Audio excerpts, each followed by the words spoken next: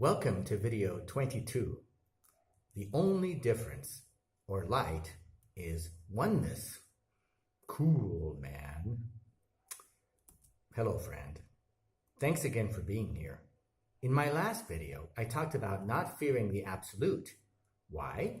Because it's a very nice absolute.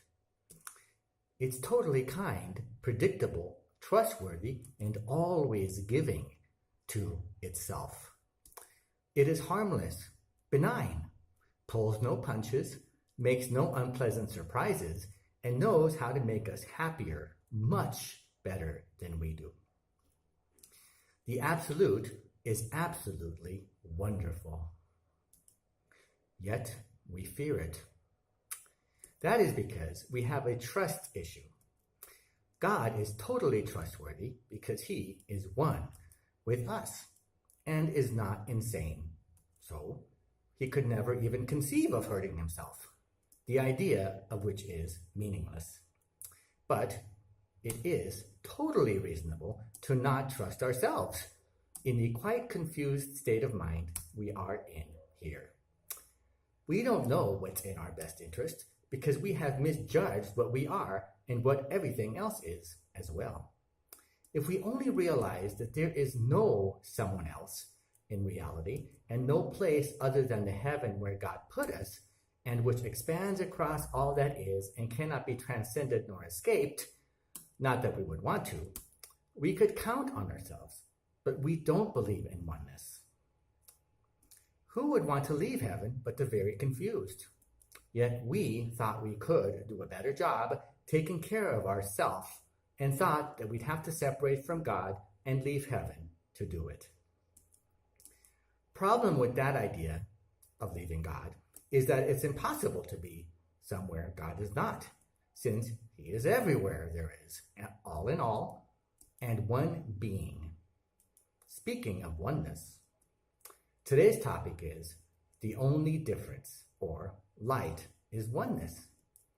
We should not fear this either, or anything, since fear is the opposite of what we are, and what we are has no opposite. So it's in fact not anything. It's nothing. The idea of oneness is so alien to the ego that when it hears the word, it just skips over it and puts a "I'll figure this out later" note on that idea because it can't even begin to understand it.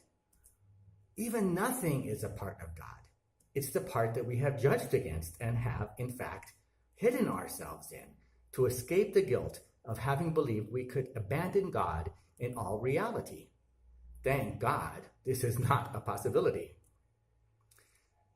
To the ego, to be safe is to think of oneself only, itself, to gather, get, or take in futility as much stuff, money, and people who will agree with it and become an ally with it as possible, all in a failed attempt to fill a bottomless void that doesn't exist, but feels so real because when we believe we are without God, we have a God-sized hole in our heart, and God is pretty big.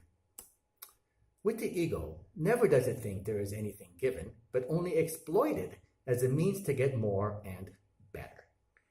Because when life is missing life, because God is life, and its destiny is death, what sense does it make to be selfless and give away every little thing it has accumulated and from which it gets its tiny little enjoyment out of?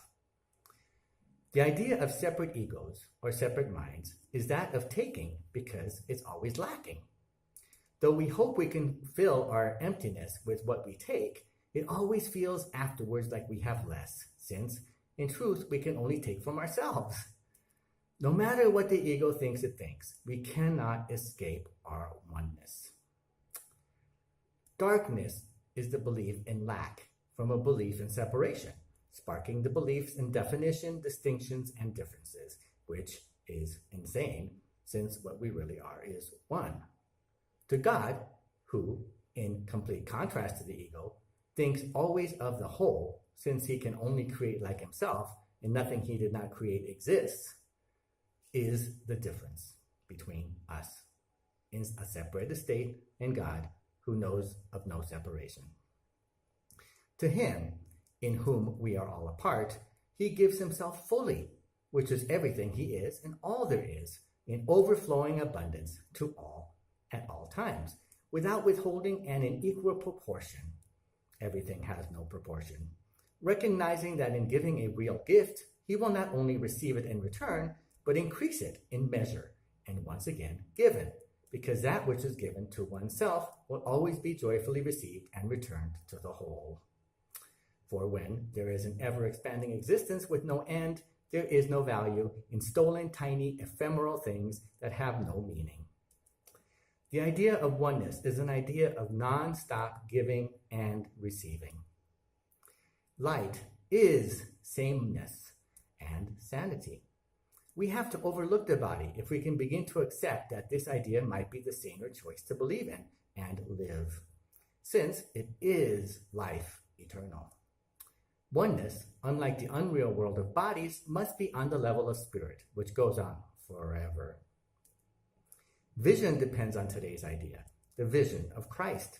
The light is in it, for it reconciles all seeming opposites. And what is light except a resolution, born of peace, of all your conflicts and mistaken thoughts into one's concept, which is wholly true? Even that one will disappear, because the thought behind it will appear instead to take its place. And now we are at peace forever, for the dream is over now.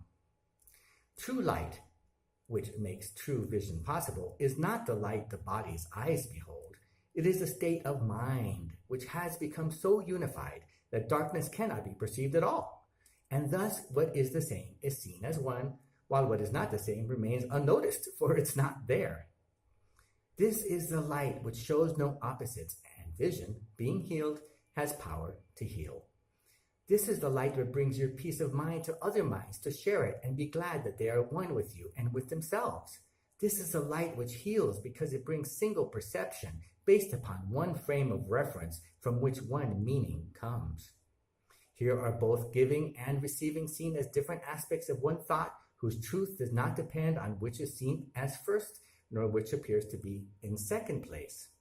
Here it is understood that both occur together, that the thought remain complete. And in this understanding is the base on which all opposites are reconciled, because they are perceived from the same frame of reference which unifies this thought. One thought completely unified will serve to unify all thought. This is the same as saying one correction will suffice for all correction, or that to forgive one brother wholly is enough to bring salvation to all minds. For these are but some special cases of one law which holds for every kind of learning, if it be directed by the one who knows the truth. To learn that giving and receiving are the same has special usefulness, because it can be tried so easily and seen as true. And when this special case has proved it always works in every circumstance where it is tried, the thought behind it can be generalized to other areas of doubt and double vision. And from there, it will extend and finally arrive at the one thought which underlies them all. To give is to receive. Cause and effect are not separated, for it would require time and space for a separation to occur, and both space and time are not real. Differences could only occur of God himself were divided, which he is not. Thus, there is a deep peace that washes over us and the world as we rest in God with this thought. What is the same is one, while what is not the same cannot be seen nor exist, for it is not there. We must learn to ask the Holy Spirit to reinterpret the nothing that can't be there into the God that must be there instead. Let us say unto ourselves this day, right now, I rest in God. We ask for rest today and quietness, unshaken by the world's appearances. We ask for peace and stillness in the midst of all the turmoil born of clashing dreams. We ask for safety and for happiness, although we seem to look on danger and on sorrow, and we have the thought that will answer our asking with what we request. I rest in God. This thought will bring to you the rest and quiet, peace and stillness, and the safety and the happiness you seek. I rest in God. This thought has power to wake the sleeping truth in you, whose vision sees beyond appearances to that same truth in everyone and everything there is. Here is the end of suffering for all the world and everyone who ever came and yet will come to linger for a while. Here is the thought in which the Son of God is born again to recognize himself. I rest in God. Completely undismayed, this thought will carry you through storms and strife, past misery and pain, past loss and death, and onward to the certainty of God. There is no suffering it cannot heal. There is no problem which it cannot solve, and no appearance but will turn to truth before the eyes of you who rest in God. This is a day of peace. You rest in God, and while the world is torn by winds of hate, your rest remains completely undisturbed. Yours is the rest of truth. Appearances cannot intrude on you. You call to all to join you in your rest, and they will hear and come to you because you rest in God. They will not hear another voice but yours because you gave your voice to God, and now you rest in him and let him speak through you. In him you have no cares and no concerns, no burdens, no anxiety, no pain, no fear of future, and no past regrets. In timelessness you rest, while time goes by without its touch upon you, for your rest can never change in any way at all. You rest today, and as you close your eyes, as you repeat the thought, sink into stillness. Let these periods of rest and respite reassure your mind that all its frantic fantasies were but the dreams of fever that have passed away. Let it be still and thankfully accept its healing. No more fearful dreams will come now that you rest in God. Take time today to slip away from dreams and into peace. Each moment that you rest, a tired mind is suddenly made glad, a bird with broken wings begins to sing, a stream long dry begins to flow again. The world is born again each time you rest, and every moment you can, remember that you came to bring peace of God into the world that it might take its rest along with you. With every period that you rest, the world is near waking, and the time when rest will be the only thing there is comes closer to all worn and tired minds, too weary now to go their way alone. And they will hear the birds begin to sing and see the stream begin to flow again, with hope reborn and energy restored, to walk with lightened steps along the road that suddenly seems easy as they go.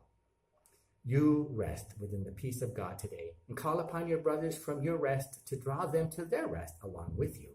Be faithful unto your inherent trust, forgetting no one, bringing everyone into the boundless circle of your peace, the holy sanctuary where you rest. Open the temple doors and let them come from across the world and near as well. Your distant brothers and your closest friends, bid them all enter here and rest with you. You rest within the peace of God today, quiet and unafraid. Each brother comes to take his rest and offer it to you. We rest together here in oneness, for thus our rest is made complete, and what we give today we have received already. Time is not the guardian of what we give today. We give to those unborn and those passed by, to every thought of God, and to the mind in which these thoughts were born and where they rest. And we remind them of their resting place each time we tell ourselves, I rest in God, because I am the Son of God, thus eternal spirit, and thus eternally safe. No body can contain my spirit, nor impose on me a limitation God created not. Amen. Pensive thought to ponder. What we are is fixed. It cannot be altered from what God said it to be at creation, and it cannot be broken. What's not broken cannot be fixed. All our problems are in our imagination, my friends. Let us rest in the idea that just because we believe we are damned does not make it necessarily so. We have a loving God. He ensured that we can never hurt nor be hurt. He ensured that we can never be without everything and forever. Our only responsibility is to realize that we want it, because when we don't realize that, we believe we can be in what is an impossible state of mind. Let us together transcend that limited idea and watch the imaginary border between what is one disappear and real love, the only love, the love of God, re-enter into our awareness. See you in my next video.